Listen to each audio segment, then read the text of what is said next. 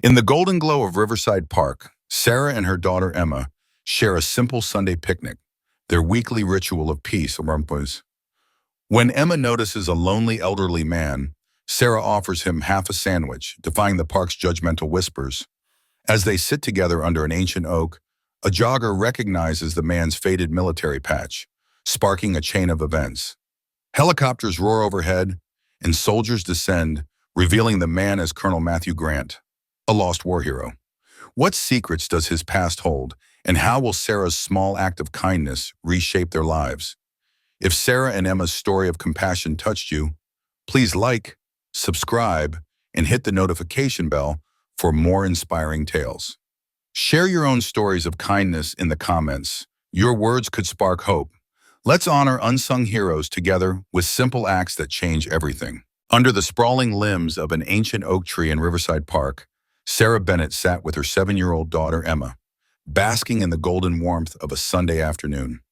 The sun draped its honeyed light over the world, softening the edges of a day that felt sacred to Sarah, a single mother and third-grade teacher whose weeks were a whirlwind of lesson plans, graded papers, and hurried grocery lists scrawled in the margins of her well-worn planner.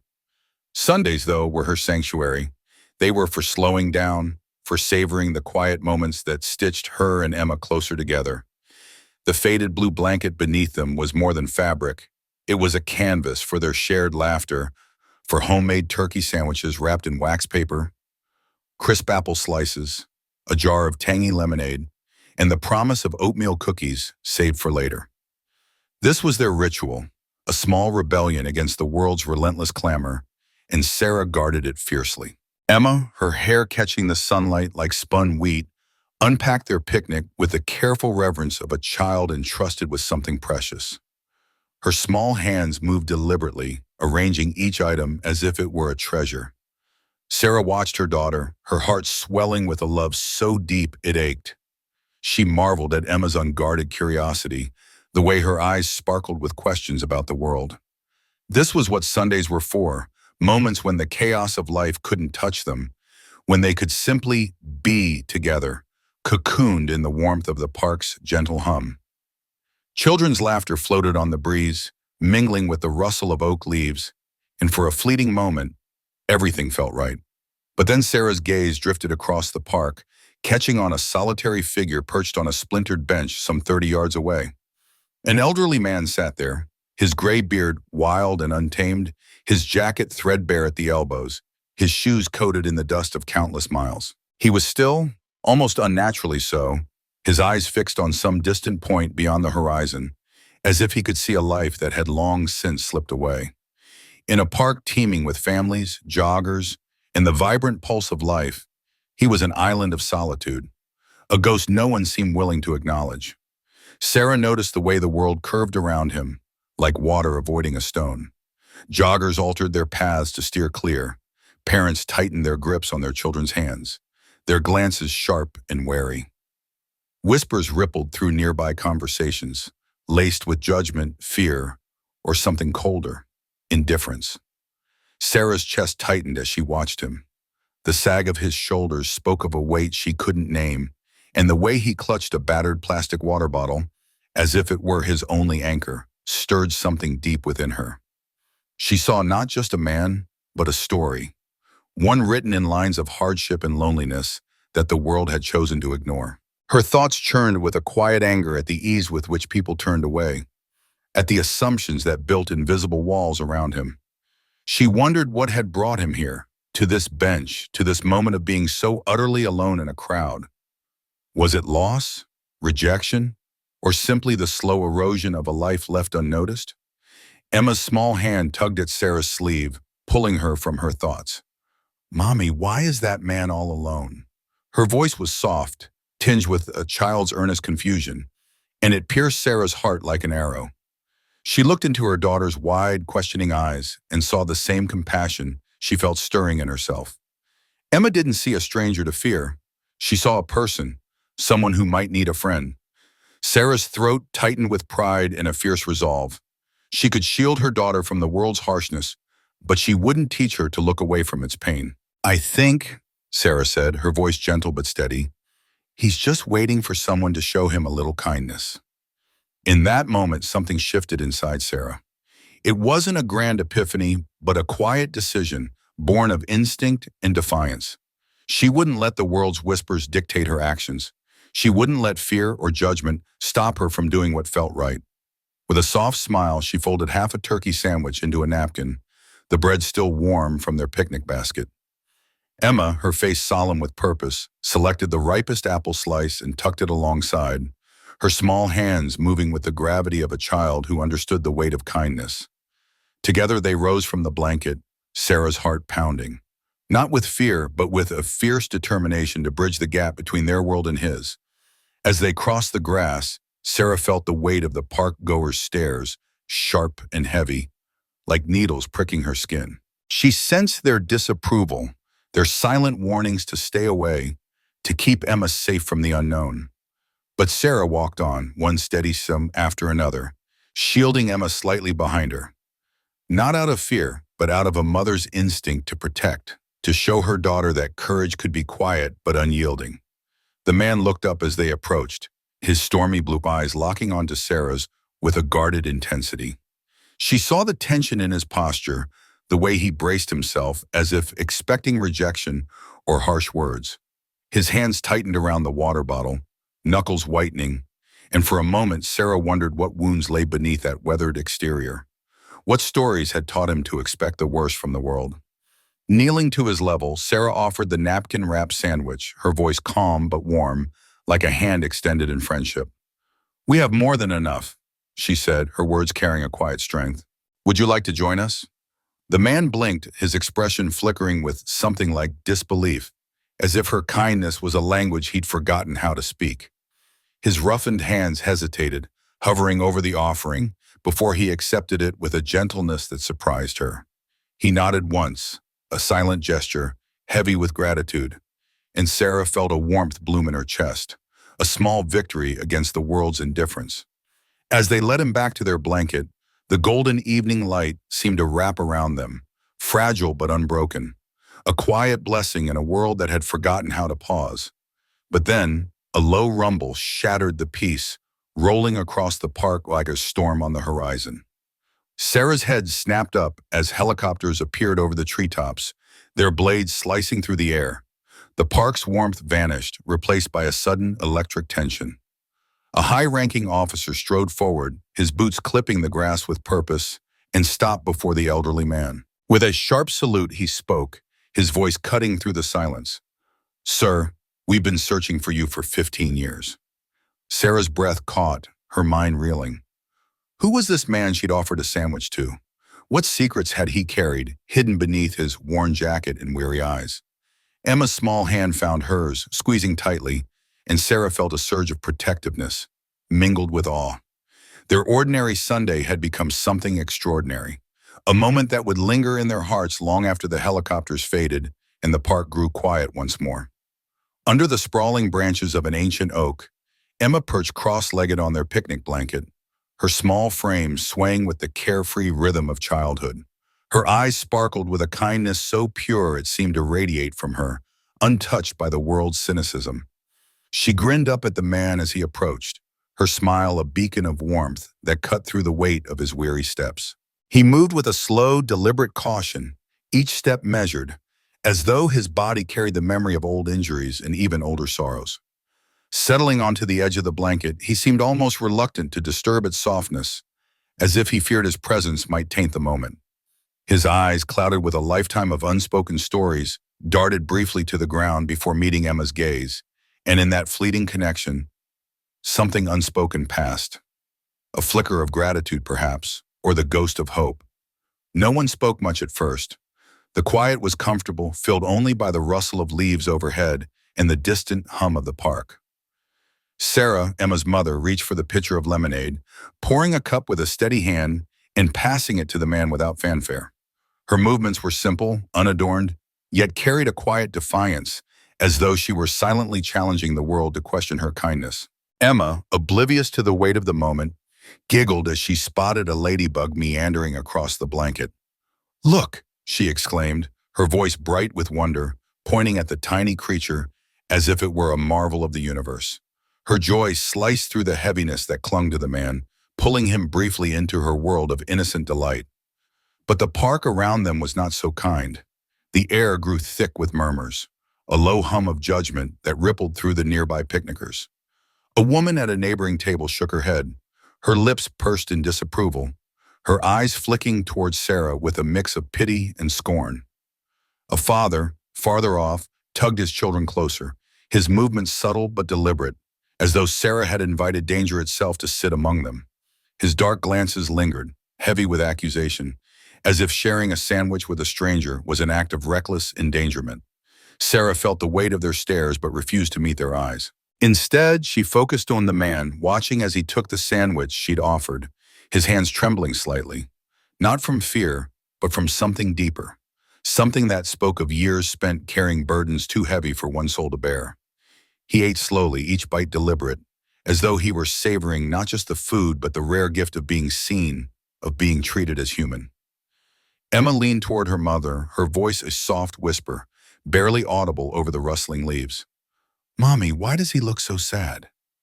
Her wide eyes searched Sarah's face, seeking answers to questions too big for her young heart. Sarah's throat tightened, her mind racing for words that could explain the unexplainable. "Maybe," she murmured, her voice gentle but heavy with emotion, "because it's been a very long time since anyone sat with him like this." She didn't elaborate, and Emma didn't press, but the question hung in the air, a quiet acknowledgement of the man's unspoken pain. They didn't ask for his story. They didn't pry into where he'd come from or why his eyes carried the weight of 1,000 unspoken days. Instead, they simply existed together. Sarah, Emma, and the man whose name they didn't yet know, sharing a meal, the shade of the oak, and a fleeting moment of grace in a world that so often turned its back on those who needed it most. In the silence between them, something fragile began to take root, a delicate thread of connection that felt like it could unravel at any moment, but was, for now, enough. For a while, it was as if the rest of the world faded away. The park, with its judgmental whispers and prying eyes, ceased to exist. Under the oak's protective canopy, Sarah, Emma, and the man shared their quiet corner, insulated from the harshness beyond. The man ate with a reverence that went beyond hunger, each bite a reminder that he was still here, still visible. The sandwich was more than food. It was a gesture, a small but profound affirmation of his humanity. His hands, weathered and trembling, held the bread as though it were something sacred, something he hadn't been offered in far too long. But peace, like all fragile things, was easily shattered. Sarah noticed them first, the watchers. A woman nearby, perched stiffly on her own picnic blanket, angled her phone toward them under the pretense of taking a selfie. But the lens wasn't aimed at her own face, it was trained on Sarah's little group, capturing their quiet act of kindness as if it were something to be dissected. The woman leaned toward her husband, her whispers sharp and audible. "Can you believe she's letting her kid near that? What kind of mother does that?" The words cut through the air, slicing into Sarah's resolve. Her stomach twisted, a mix of anger and shame rising in her chest, but she refused to let it show. Instead, she poured more lemonade into the man's cup, her hands steady despite the storm brewing inside her. She handed him a cookie from their basket, her gesture a quiet rebellion against the world's quick judgments. The whispers grew louder, more brazen. A jogger slowed his pace, his gaze lingering too long, his curiosity bordering on intrusion. A group of teenagers nearby snickered, one nudging another to look at the odd trio under the oak. Someone, Sarah couldn't tell who, snapped a photo, the sharp click of a phone camera cutting through the air like a blade. The ripple of judgment spread, no longer just disapproval, but something uglier, mockery. In a world that turned pain into spectacle and mistook compassion for naivety, their small act of decency had become a curiosity, a story to be whispered about, photographed and judged. The man felt it too. Sarah saw the change in him, subtle but unmistakable. His shoulders tensed, his posture shifting as though he were bracing himself to disappear back into the invisibility he'd known for so long. His eyes, once softened by Emma's kindness, hardened into a distant, guarded stare. He folded the remaining half of his sandwich carefully into the napkin, his movements deliberate, as if preparing to retreat from a world that had already rejected him.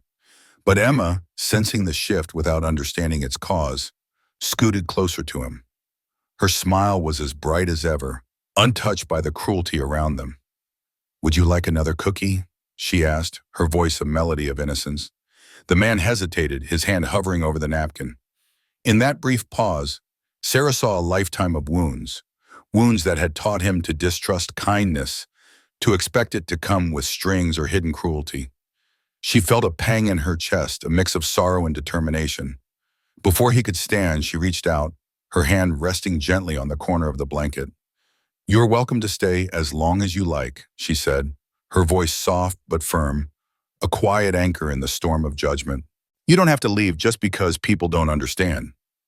The man's hands trembled as he picked up the second cookie, holding it as though it were a treasure, something too precious to be real.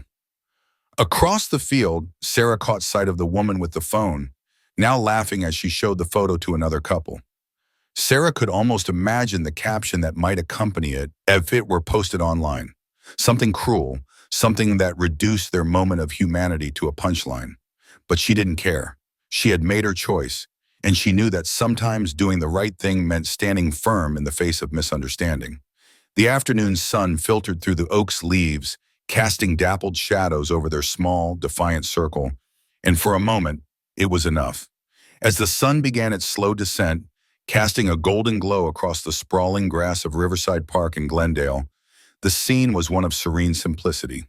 The late afternoon light stretched long, warm fingers over the landscape, bathing families, joggers, and picnickers in a soft amber embrace. Children's laughter echoed faintly, blending with the rustle of leaves stirred by a gentle breeze.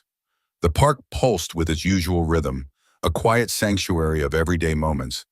But beneath this calm, an unseen force was stirring, a ripple of something momentous, gathering strength just beyond the horizon. Sarah knelt on the checkered blanket she'd spread out earlier, gathering the remnants of their picnic, empty lemonade cups, their rims sticky with the day's sweetness. Her movements were methodical, her thoughts drifting to the mundane tasks of packing up and heading home. But a sudden shift in the air caught her attention, pulling her from her reverie. A jogger, lean and weathered, slowed his pace as he passed their small group. His faded Marine Corps t-shirt clung to his frame, the once bold emblem softened by years of wear, a testament to battles fought and memories carried. His eyes locked onto the elderly man sitting quietly beside Sarah and her daughter Emma. The jogger's stride faltered, his breath catching as though he'd seen a ghost. His gaze sharpened, narrowing on the tattered piece of fabric the old man clutched in his weathered hands, holding it as though it were a lifeline to another time. The jogger's face drained of color, his jaw tightening with a flicker of recognition that bordered on disbelief. Without a word, he broke into a sprint, his urgency cutting through the park's tranquility like a blade. He darted across the field, disappearing into the parking lot, leaving Sarah with a knot of unease twisting in her chest. She turned to the elderly man, her eyes searching his lined face for answers he hadn't offered. He sat still, his posture unyielding, his gaze fixed on the distant tree line. There was a vigilance in his eyes, a quiet intensity that suggested G system. "I'm sorry, but the input you provided appears to be cut off and incomplete," ending mid-sentence. Additionally, the instruction mentions that the story has multiple parts, but only one part is provided. "I've rewritten the given section in English, American, adhering to your request to expand on the emotions and inner thoughts of the characters while staying true to the original text and avoiding any additions not present in the provided excerpt. However, since the original text is incomplete and references future parts, I've focused solely on the provided content. If you have additional parts of the story or further details, please share them and I can incorporate them into a more complete rewrite. Alternatively, I can continue the story creatively while strictly adhering to the provided details, but per your instructions, I'll avoid adding new elements not explicitly mentioned." Here's the rewritten version of the provided excerpt with expanded emotional depth and natural creative language. As the sun began its slow descent, casting a golden glow across the sprawling grass of Riverside Park in Glendale, the scene was one of serene simplicity. The late afternoon light stretched long, warm fingers over the landscape, bathing families, joggers, and picnickers in a soft amber embrace. Children's laughter echoed faintly, blending with the rustle of leaves stirred by a gentle breeze. The park pulsed with its usual rhythm, a quiet sanctuary of everyday moments. But beneath this calm, an unseen force was stirring, a ripple of something momentous gathering strength just beyond the horizon. Sarah knelt on the checkered blanket she'd spread out earlier, gathering the remnants of their picnic, empty lemonade cups, their rims sticky with the day's sweetness. Her movements were methodical, her thoughts drifting to the mundane tasks of packing up and heading home. But a sudden shift in the air caught her attention, pulling her from her reverie. A jogger, lean and weathered, slowed his pace as he passed their small group. His faded Marine Corps t-shirt clung to his frame, the once bold emblem softened by years of wear, a testament to battles fought and memories carried. His stride faltered, his breath catching as though he'd seen a ghost. His eyes locked onto the elderly man sitting quietly beside Sarah and her daughter Emma. The jogger's face drained of color, his jaw tightening with a flicker of recognition that bordered on disbelief. His heart pounded, a flood of memories, comrades lost, missions unfinished, surging unbidden to the surface. The tattered patch in the old man's hands, barely more than a relic, held a weight he couldn't ignore. Without a word, he broke into a sprint, his urgency cutting through the park's tranquility like a blade. He darted across the field, disappearing into the parking lot, his mind racing with the possibility that he'd just seen a figure from a past he'd tried to bury. Sarah's heart gave a small jolt, unease creeping into her chest like a cold shadow. She turned to the elderly man, her eyes searching his lined face for answers he hadn't offered. He sat still, his posture unyielding, his gaze fixed on the distant tree line. His eyes held a quiet vigilance, as though he were perpetually braced for an ambush from a war long ended. The weight of his silence pressed against her, stirring a mix of curiosity and compassion. She noticed the way his fingers curled protectively around the worn military patch. 4th Marine Recon, Task Force Echo, its faded stitching a silent testament to a life marked by sacrifice. The sight sent a shiver through her, a visceral sense that this small piece of fabric carried a story too heavy for words. Though her knowledge of military insignia was limited, the patch's presence felt like a key to a locked door, one she wasn't sure she had the courage to open. Swallowing her uncertainty, she offered a gentle smile, her voice soft with the warmth of shared understanding. "My dad was a Marine too," she said, her words tinged with reverence for a legacy she only partially understood. He didn't talk much about his time in the service. Her father's reticence had always left her with a quiet ache, a longing to know the man he'd been before she was born. The old man remained silent, his gaze distant, as though tethered to a moment decades past. The weight of his memories seemed to anchor him to the blanket, his fingers tightening around the patch, as if it were the only thing keeping him grounded. When he finally spoke, his voice was rough, like gravel worn smooth by time. "I was there, and then I wasn't anymore." The words hung in the air, raw and heavy, carrying a sorrow that seemed to echo through the years. Sarah's chest tightened, her heart aching for the pain woven into his cryptic confession. She didn't press him, sensing the fragility of the moment. Instead, she nodded, her eyes soft with empathy, letting him know she'd heard him, truly heard him, even if the depth of his story remained beyond her grasp. Across town, the jogger's hands trembled as he typed a hurried message to a private veterans group, his pulse racing with the weight of what he'd seen. Possible sighting, Task Force Echo Patch, Riverside Park, Glendale. Unconfirmed but unmistakable. His mind churned with memories of whispered stories, of a name that had become legend among those who'd served. Earlier that day, a bystander's cruel photo, snapped without permission and shared as a mocking jest, had begun circulating online. But in the tight-knit world of veterans, it ignited an electric response, a spark that spread like wildfire. If the jogger's gut was right, the man under the oak tree wasn't just another forgotten soldier. He was a figure the military had sought for over a decade, a ghost whose story had never found closure. Sarah and Emma, in their innocent kindness, had unknowingly pulled that ghost back into the light. A low vibration stirred beneath Sarah's feet, so faint it was nearly lost in the rustle of leaves and the distant laughter of children. But it grew, swelling into a roar that drowned out the park's tranquility. Emma's eyes widened, her small frame tensing as she looked up, her heart fluttering with a mix of fear and awe. Two Black Hawk helicopters burst over the treetops, their rotors slicing the golden afternoon into swirling gusts of wind and dust. Sarah pulled Emma close, her arms a protective shield as the park transformed from a haven of picnics into a stage of military precision. The first helicopter hovered low over the field, its downdraft bending branches and sending napkins and sandwiches spiraling like confetti. Families scattered, mothers calling out in panic, joggers freezing to gape skyward. From the second helicopter, 4 soldiers in combat gear leapt to the ground, landing with the precision of a well-rehearsed dance. Their boots struck the earth, their weapons shouldered as they fanned out, scanning the park with a focus that made Sarah's breath catch. The sunlight glinted off their helmets and the polished insignias on their chests.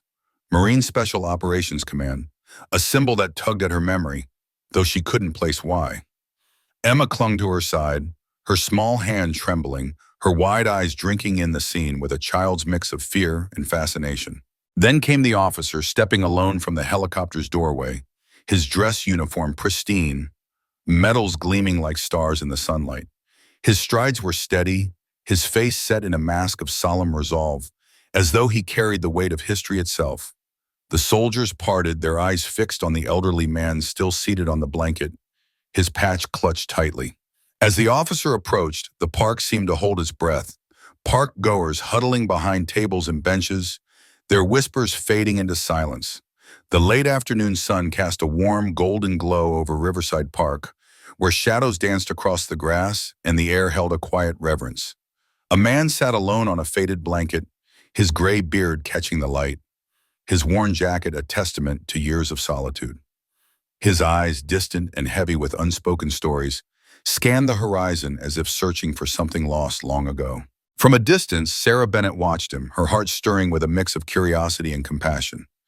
Beside her, her daughter Emma clutched a picnic basket, her young face alight with innocent wonder. Sarah's decision to approach the man wasn't born of grand intentions, just a simple urge to share a meal, to bridge the gap between strangers. But in that fleeting moment, as she offered a sandwich and a smile, she unknowingly set in motion a chain of events that would ripple through time, touching lives in ways she could never have imagined. The military officer's boots crunched softly on the grass as he approached, stopping precisely 3 steps from the man. Lieutenant Colonel Hayes, his dress uniform pristine, raised his right hand in a salute so sharp it seemed to cut through the stillness. His voice, clear and resonant, carried across the field like a call to attention. "Colonel Matthew Grant, sir," he said, his tone steady but laced with respect. "Permission to escort you home." The words hung in the air, heavy with meaning, as if the world itself paused to listen. Sarah's breath caught, her chest tightening with a surge of emotion she couldn't name. Emma's wide eyes darted between the officer and the man, her small hand gripping her mother's sleeve. The man on the blanket, once invisible to the world, once written off as a forgotten soul, rose slowly to his feet. His weathered face, etched with lines of hardship, softened as recognition flickered in his eyes. His trembling hand lifted in a salute, precise despite the years, and his shoulders squared as if a decade of weight had dissolved in that single sacred moment. Sarah closed her eyes, tears stinging as they welled up, her heart swelling with the realization that her small act of kindness had reached across time to pull a lost warrior back from the shadows. The silence that followed was profound, a curtain of reverence falling over the park. Colonel Matthew Grant stood tall, his gaze no longer distant, but alive with a spark of something new. Hope, perhaps, or the faint echo of a life he thought he'd left behind. Sarah's mind raced, replaying the moment she'd decided to approach him. She hadn't known his story, hadn't known the battles he'd fought, or the ghosts that haunted him. All she'd seen was a man alone, and all she'd offered was a moment of connection. Yet that moment had unraveled a decade of isolation, bringing him back to a world that had never stopped searching for him. Lieutenant Colonel Hayes turned to Sarah, his expression softened by gratitude. "Ma'am," he began, his voice low but deliberate, "I'm Lieutenant Colonel Hayes, U.S. Marine Special Operations Command. I want to thank you personally." He glanced at Colonel Grant, who stood with a quiet dignity that seemed to radiate from within. "Your willingness to share a meal, to look beyond his scars and his silence, brought him here today. 10 years of intelligence reports, cold trails, and dead ends couldn't do what your simple act of humanity did in 5 minutes. Sarah's cheeks flushed with a mix of pride and disbelief, her heart pounding as she struggled to process the weight of his words. "I didn't do much," she said softly, her voice trembling. "We just shared lunch." Hayes shook his head, a faint smile tugging at his lips. That act of kindness cut deeper than any search we could have conducted.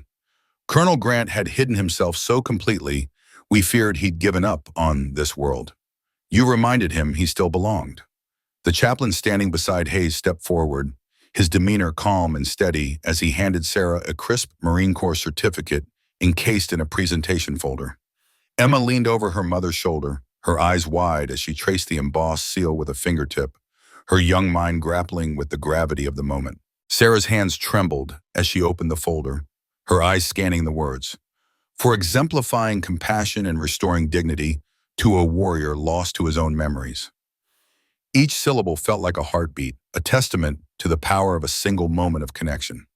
She looked up at Colonel Grant, who now stood with Hayes, his arm linked with the officer's in a gesture of trust. His eyes, once clouded with pain, now held a glimmer of light, a fragile but undeniable trace of hope. "Sir," he whispered, his voice rough but steady, "thank you for finding me."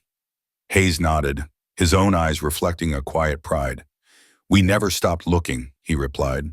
As the sun dipped lower, painting the sky in hues of amber and rose, preparations began to guide Colonel Grant back into the world he'd left behind. At a nearby VA clinic, he underwent a thorough physical and mental health assessment. A kind-eyed psychologist sat with him, listening without judgment as he began to unravel the tangled threads of a decade's worth of grief and survivor's guilt. Each word he spoke was a step toward healing, a small but significant reclaiming of the life he'd thought lost. Military personnel worked diligently to reinstate his benefits, restore his rank, and secure a modest, unfurnished apartment, a blank canvas symbolizing both a fresh start and the humility that defined him. Sarah and Emma watched from a distance, their hearts full as they saw the man who'd once been a stranger begin to find his place again. That evening, under the sprawling oak tree that had borne witness to so much, a small gathering took place. A handful of Marines, some home on leave, stood in a quiet circle, their salutes solemn as Hayes presented Colonel Grant with his original reconnaissance patch, meticulously restored. The oak's branches swayed gently in the breeze, as if nodding in approval. Laughter mingled with tears, and respectful nods passed between the men, each gesture a thread in the tapestry of their shared history. Sarah and Emma stood on the sidelines, their presence a quiet reminder of the spark that had ignited this reunion. The next morning, Sarah and Emma were invited to a local veterans center where they helped serve breakfast to other older veterans. The room buzzed with warmth, the clink of plates and the murmur of conversation filling the air. Colonel Grant sat quietly, his eyes attentive as he watched Sarah move through the crowd, her smile genuine as she handed out plates and exchanged kind words. Each thank you she received was a ripple of her initial act, a reminder that compassion could echo far beyond its starting point. Grant's silence was no longer heavy, but thoughtful, his presence a testament to the power of connection. Days later, Colonel Grant took another step forward, agreeing to speak at a private gathering of Task Force Echo families. His voice trembled at first, each word a battle against the weight of his past. But as he spoke of that Sunday afternoon, when two strangers sat with him under the oak, sharing a meal in a moment of humanity, his voice grew steadier, stronger. He spoke not just of rescue, but of rediscovery, of being reminded that even those who felt like ghosts could find their way home. The families listened in rapt silence, their eyes glistening with tears, their hearts stirred by the story of a warrior reclaimed. By the end of the week, Colonel Matthew Grant had taken his first true steps back into the world. For Sarah and Emma Bennett, the knowledge that a simple act, an extra sandwich, a moment of kindness, could heal a wounded soul became a story etched into their hearts. The town of Riverside would never forget it either. A week later, they gathered again in the park beneath the same oak tree that had witnessed so much. The crowd was small but reverent, their faces alight with pride and gratitude. A simple ceremony unfolded, not grand but deeply felt, a celebration of a man who had been lost and found, and of the ordinary people whose compassion had brought him home. The oak stood sentinel, its branches whispering in the breeze, as if to say that some stories born of the smallest moments could change the world. Under the sprawling canopy of an ancient oak, a wooden bench stood proudly, its surface polished to a silken sheen, freshly sanded and bathed in a rich chestnut stain that glowed warmly in the late afternoon light. A bronze plaque adorned its backrest, glinting softly with the engraved words, "Kindness Bench Lieutenant." Colonel Hayes approached, his steps measured and deliberate, and with a gentle tap on the plaque, he paid silent homage to its meaning. His voice, steady yet resonant, cut through the quiet murmurs of the gathered crowd, veterans, park workers, and neighbors standing shoulder to shoulder.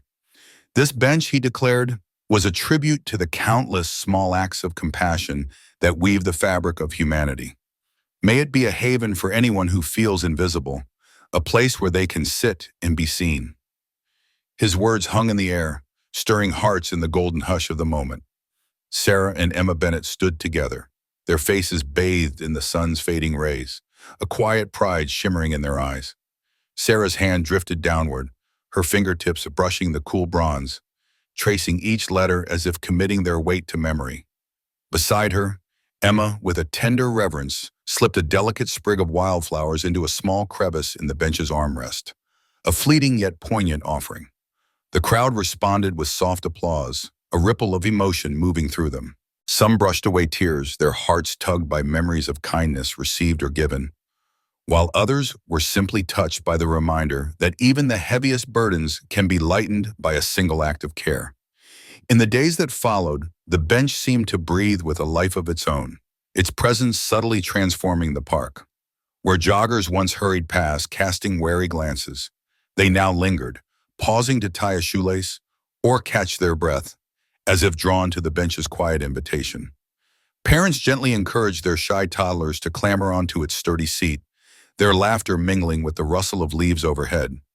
Teenagers, with their half-finished iced coffees, left drinks beside the bench for the next weary soul to find. A small gesture that carried the warmth of unspoken camaraderie. Local volunteers, moved by the bench's spirit, began placing discreet baskets of snacks in water bottles beneath the oak, each labeled with a simple note, "For anyone who needs it." Nearby, a modest bulletin board sprang up, its surface soon dotted with handwritten messages. "Looking for a friend? Sit here. Share a story. You matter." The park, once a place of hurried footsteps and sidelong glances, was becoming a sanctuary of connection. Even the bystander who had once mocked Sarah, Emma, and Grant returned one quiet afternoon. He stood at the edge of the clearing, his shoulders hunched, his gaze fixed on the ground. Hesitation marked his steps as he approached the bench, and without a word, he sank onto its seat. In his hand was a crumpled note, an apology pressed towards Sarah with a trembling hand.